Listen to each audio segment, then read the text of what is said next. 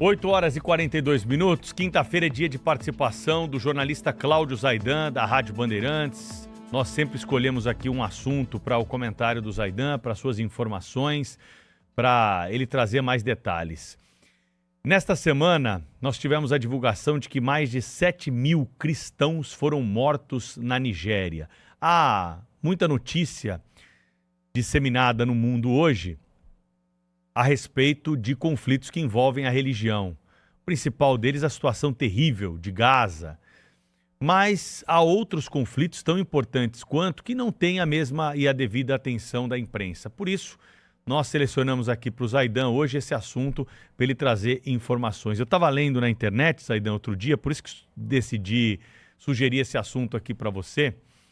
É o relato de um jornalista que teve acesso às informações de um pequeno povoado humilde lá da Nigéria, onde uma comunidade cristã se reunia no domingo e o sino toca para avisar sobre a missa que estava prestes a começar. Como acontece no mundo todo, né? Principalmente aos domingos. E no momento em que aquela comunidade se deslocava até o interior da igreja para acompanhar a celebração, nós tivemos a chegada de motos do grupo Boko Haram com assassinos ali armados até os dentes. E aí o relato realmente é muito cruel, né? Mulheres violentadas, homens degolados, crianças queimadas vivas. Então, um cenário que precisa ser mais discutido, e eu queria que você trouxesse para nós aqui algumas informações a respeito do que está acontecendo com os cristãos na Nigéria. Zaidan, bom dia. Bom dia, Pedro, Cláudio, saudação para a Sônia, lá em Paris. Esse número impressionante, 7.000 mortos, só este ano. Há uma contabilidade, os números são sempre arredondados, né? E geralmente subestimados, porque de 2009 para cá, 125.000 pessoas morreram simplesmente pelo fato de serem cristãs. É bom notar, não é, Pedro, que há de fato uma cobertura rasteira do que acontece na África e em parte da Ásia, né? A Ásia merece a atenção da imprensa ocidental, o que acontece ali no Oriente Próximo e no Extremo Oriente, China, Japão. Mas há um silêncio sobre o que acontece na Ásia Central. E no caso da África, não é diferente. Um elevador quebrado em Nova York é notícia, né? Um atentado que mata 50 pessoas no Sudão, quando aparece na imprensa, ali um pé de página, né? Como dizem. Então, de fato, a cobertura ela é incompatível com a importância dos acontecimentos. A Nigéria não é um país pequeno, quase 1 milhão de quilômetros quadrados, 900 e tantos mil quilômetros quadrados. E uma população maior do que a do Brasil. O último censo, já faz tempo, em 2023, estimava-se 236 milhões. Ou seja, uma população de cerca de 240 milhões de pessoas. Todos os levantamentos, inclusive da CIA, a CIA ela tem uma espécie de livro global, né, em que ela faz levantamentos estatísticos, mas também o Banco Mundial e a ONU. Então, você pega os números dessas três fontes e você encontra um percentual muito parecido nos três levantamentos de cristãos e muçulmanos na Nigéria. É metade, né? Alguns colocam 51% de cristãos, outros colocam 49%, outros 50%, mas é ali metade. E há também um grupo expressivo, embora muito menor que esses dois grupos, de hindus. Mas o norte da Nigéria é majoritariamente muçulmano e o sul majoritariamente cristão. E há uma faixa, e é ali que há uma concentração de atentados, Pedro, que eles chamam de cinturão do meio. Esse cinturão do meio tem uma mistura muito grande de cristãos e muçulmanos.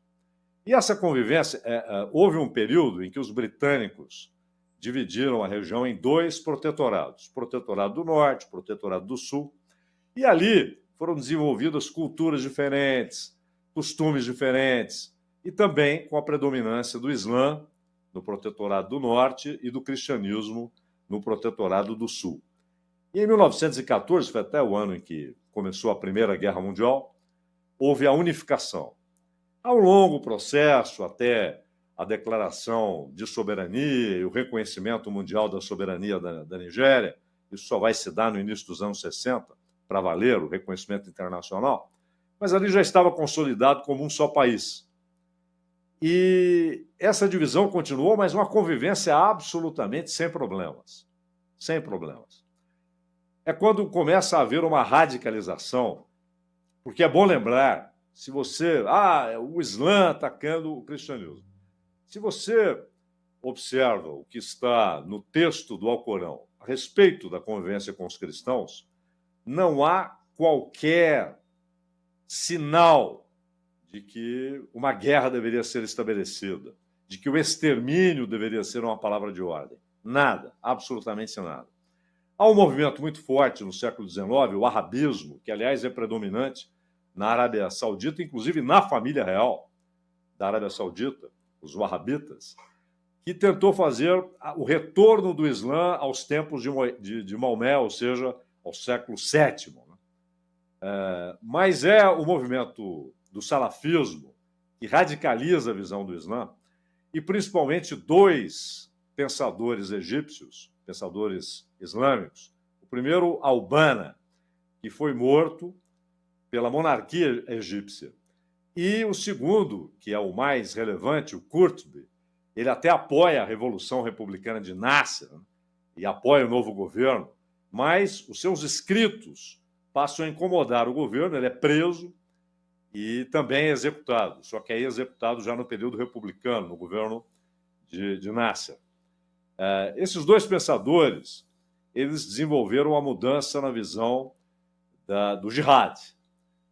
Para Maomé, para Mohammed, havia dois tipos de jihad. A grande jihad, que é a jihad interna, a sua luta contra você mesmo, contra suas próprias inclinações pecaminosas.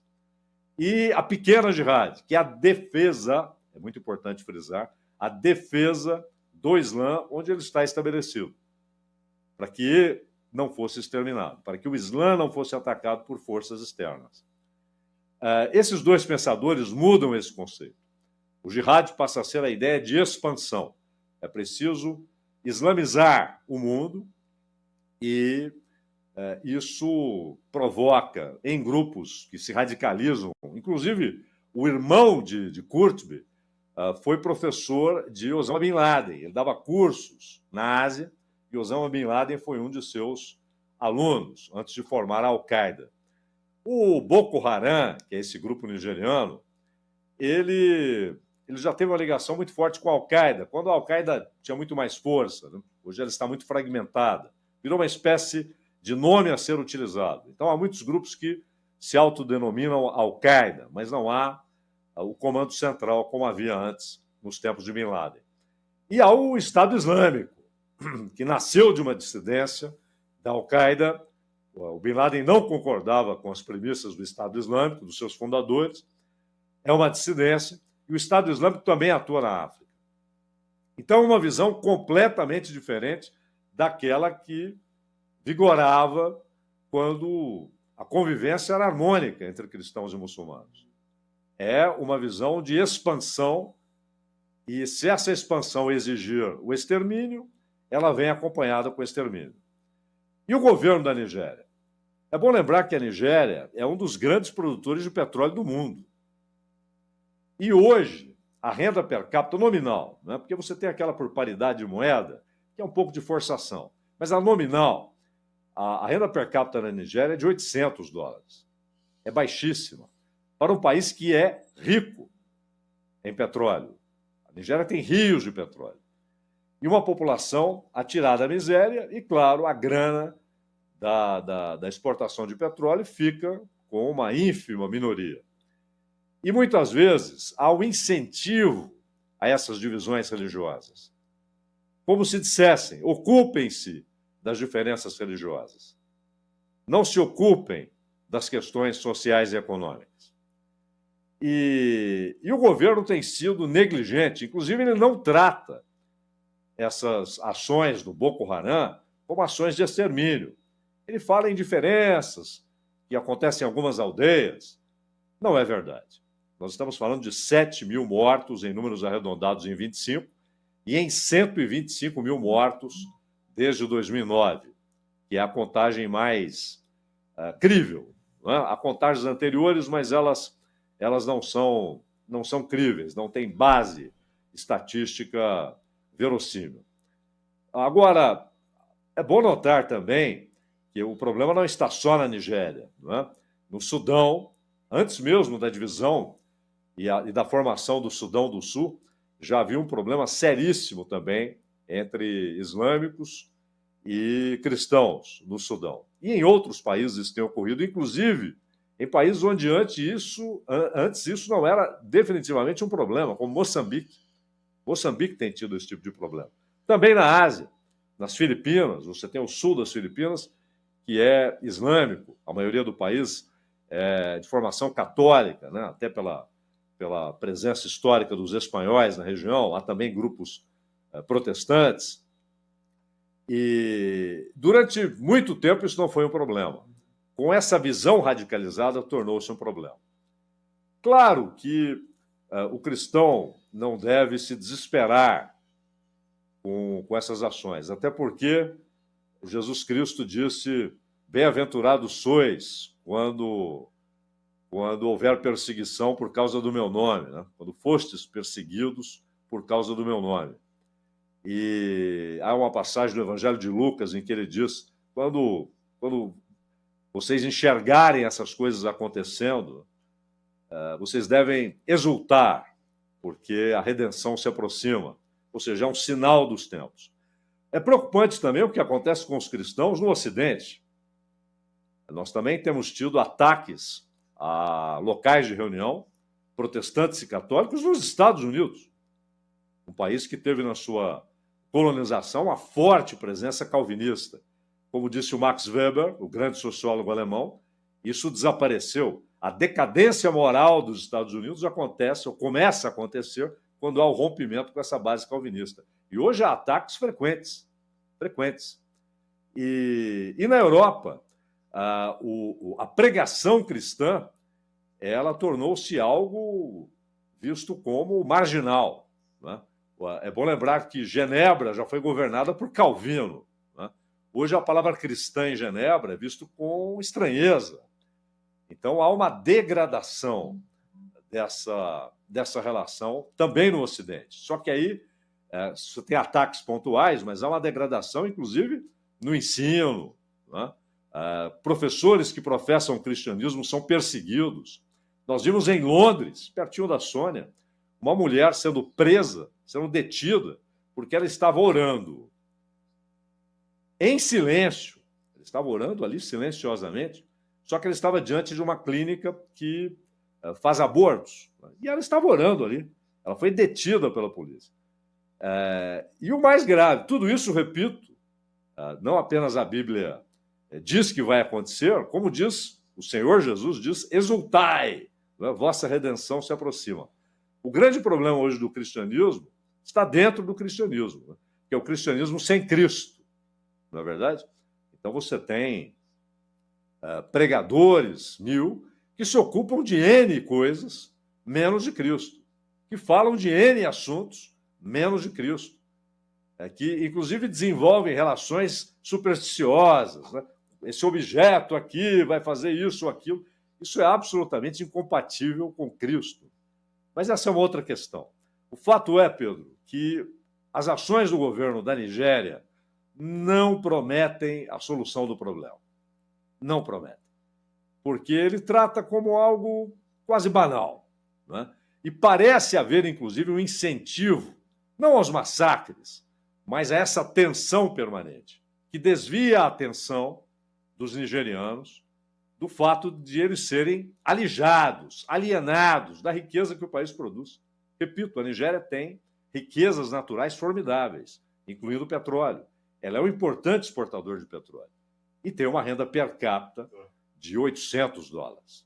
Não dá, né? Mas, enquanto as pessoas se ocupam com essas incompatibilidades religiosas, a riqueza vai sendo cada vez mais concentrada em pouquíssimas mãos na Nigéria. O problema é que não é só nigeriano, mas, e repito, a perseguição a cristãos não se dá só na Nigéria, não se dá só na África, não se dá só na África e na Ásia.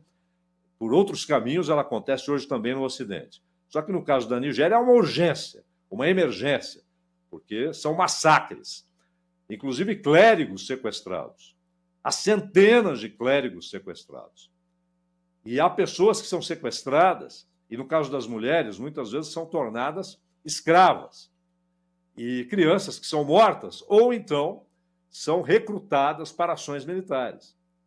Algo que é muito comum também, o recrutamento de crianças para ações militares. O governo nigeriano tem força para enfrentar isso? Tem. Só que ele demonstra uma inapetência absurda, uma escandalosa inapetência para lidar com o assunto. Esse é o Cláudio Zaidan, trazendo aqui mais um ponto aí de reflexão dos nossos tempos contemporâneos para o Jornal Gente. Zaidan, foi um prazer, até uma próxima.